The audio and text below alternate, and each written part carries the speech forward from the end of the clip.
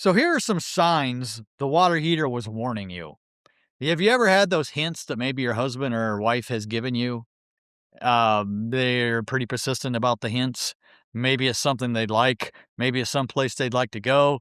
Maybe it's something they'd like you to do around the house. Whatever. You know those hints. And if you put it off and you put it off and you put it off, it's probably going to come out more than a hint, right? It might come out in anger or loudly. The water heater is also warning you, and you need to pay attention to it.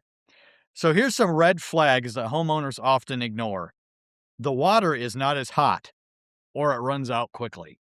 You all know exactly where that shower handle should go to have the right temperature for your shower. So if you turn it to there or it's permanently fixed there, and now the water heater is not producing water as hotly as it used to, that's a sign you could have a problem. Rumbling, popping, or crackling noises. Run your hot water for a while and then go listen to the water heater. You can probably listen 10, 15 feet away. You don't have to be right next to it, but you hear popping in it. Rumbling and popping is sediment that's creating an air bubble that rises to the top and then pops as it gets to the top of the water level.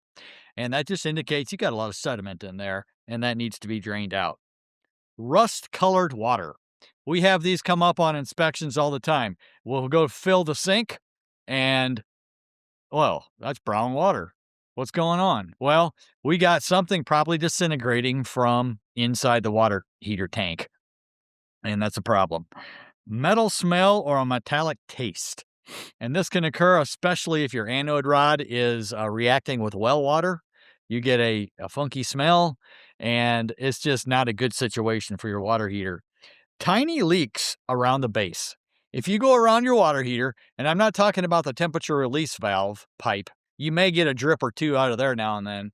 But if it's in other areas, you got something going on there, and you don't want to ignore that. So look for any signs of small leaks around the water heater. Moisture or corrosion around fittings. We talked earlier about high pressure. Well, if you have a fitting that's seeping or leaking occasionally, it's rusting from the inside out and you're getting excessive pressure and you don't want to let that go without getting that fixed. And then higher utility bills without explanation. If your bill all of a sudden jumps significantly 10, 20%, and you haven't had any changes in use, we got something going on there that we need to investigate.